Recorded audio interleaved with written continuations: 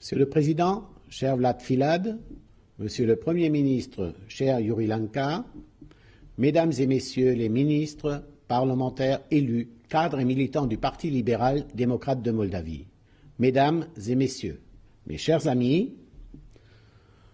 les discours sont pour nous, hommes politiques, une chose toute banale. Ils font partie d'un quotidien où, avec les interviews, ils s'enchaînent avec une telle fréquence que l'on court le risque d'en altérer leur sens profond. Mais il existe aussi des circonstances particulières qui rendent un événement extraordinaire. Tel est le cas de votre congrès. Je tenais donc, à travers ce message vidéo, à y participer en regrettant sincèrement de ne pouvoir être des vôtres aujourd'hui. Si votre congrès revêt une importance particulière pour moi et pour la famille politique que j'ai l'honneur de présider, celle du Parti populaire européen, c'est parce que c'est auprès de vous, ici à Chișinău, que le président Wilfried Martens a effectué sa dernière visite officielle à l'étranger en juillet dernier. Vous connaissez l'affection qu'il avait pour vous. Le PPE sera fidèle à son héritage. Votre congrès se déroule ensuite, un moment historique pour l'avenir européen de la Moldavie. Quelques jours seulement après le paraphe à Vilnius de l'accord d'association avec l'Union européenne, mes chers amis du PLDM, souvenez-vous, c'était en 2009 et ce n'était alors qu'un murmure. La Moldavie se libérait de sa direction communiste pour se doter d'un gouvernement pro-européen et l'Union européenne développait une nouvelle ambition pour son voisinage oriental. Le partenariat oriental était né et la Moldavie regardait déjà au-delà, portée par la vision et la volonté d'une poignée de leaders politiques au sein de laquelle votre président Vlad Filat occupait la place centrale. C'est en effet une constante de l'histoire politique.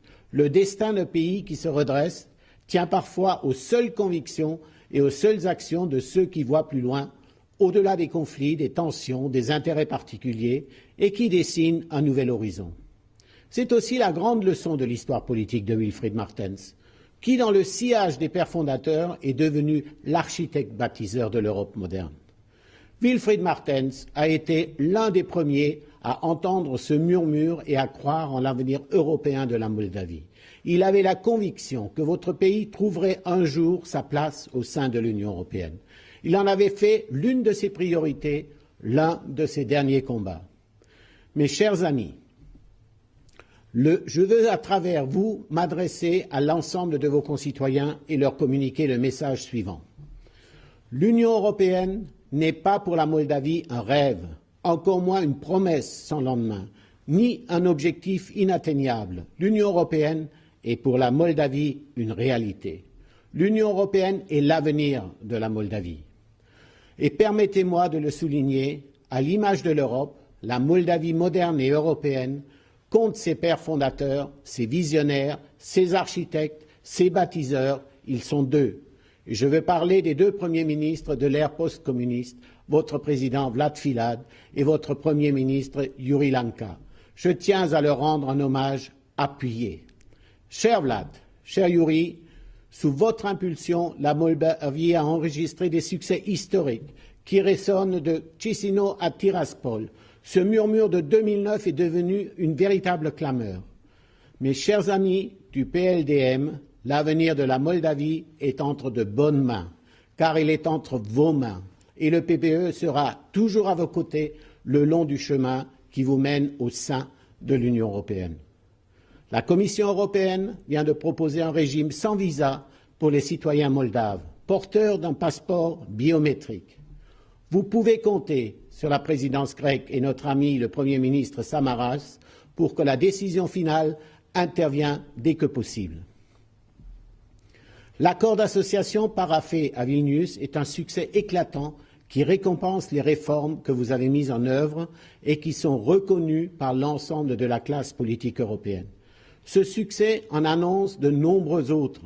La signature de l'accord interviendra en 2014 et sa ratification suivra.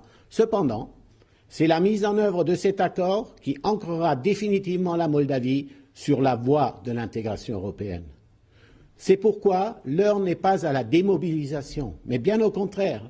Ce qui s'est passé à Vilnius n'est pas un aboutissement, C'est simplement le début d'un parcours qu'Union européenne et Moldavie empruntent ensemble. Ce sont des fiançailles qui annoncent bien sûr un mariage. Avec un régime sans visa, un accord d'association pleinement mis en œuvre, les concitoyens moldaves jouiront des mêmes avantages en termes d'intégration économique et de liberté de déplacement que les citoyens européens. Et ceci n'est pas rien. Mais il y a une condition à cela, une seule condition qui ne dépend que de vous. Le Parti libéral-démocrate de Moldavie doit rester le moteur des réformes et gagner les prochaines élections parlementaires. Et je ne dis pas cela par hasard. Il existe tant d'exemples où un changement de gouvernement a interrompu le processus de réforme indispensable à la poursuite de l'intégration européenne.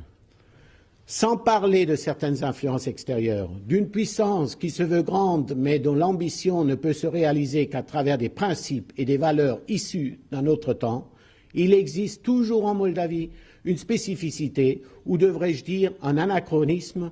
Vous avez le plus fort parti communiste d'Europe. Cela doit changer. Cela doit définitivement changer. Un retour au pouvoir des communistes condamnerait l'intégration européenne de la Moldavie et ses promesses de développement et de prospérité partagée. Bien pire encore, cela se traduirait par le passage d'un système de valeurs, celui de l'Union européenne, avec ses principes de liberté, démocratie et justice, indépendance, souveraineté et règles de droit, à un autre, celui de l'actuelle Russie, qui lui est diamétralement opposé. Je sais combien il est difficile pour l'Union politique, publique, d'accepter dans la durée des réformes. Elles ont toujours un prix avec qui le temps provoque beaucoup de frustration. Mais vous, Moldaves, vous connaissez mieux que quiconque les conséquences absurdes et dramatiques d'un gouvernement communiste. La Moldavie sera très bientôt confrontée à ce choix décisif, un saut dans la modernité et dans l'espérance en poursuivant la politique de réforme et d'intégration européenne, ou un retour vers le passé et ses affres avec le danger de l'oubli. Ne prenez pas le risque de devenir de nouveau Sacha, qui, tel le héros du livre remarquable de l'écrivain moldave Savarie Bastovoy, Les lapins ne meurent pas, s'accrocherait à un monde irréel, en l'occurrence un rêve européen devenu inatteignable pour oublier la dure réalité d'un système fait pour broyer les hommes. Mes chers amis, j'ai donc un dernier message à vous passer. La Moldavie et l'Union européenne sont des partenaires sérieux. Quand des engagements sont pris, ils sont tenus. Le succès de Vilnius n'en est qu'un exemple. Pas un village en Moldavie, pas une maison, pas une famille, pas un individu ne doivent ignorer. Le succès sera au rendez-vous du parcours que nous empruntons ensemble. Cher Président Filad, cher Premier ministre Yuri, chers amis du Parti libéral-démocrate de Moldavie, je vous souhaite un très bon congrès.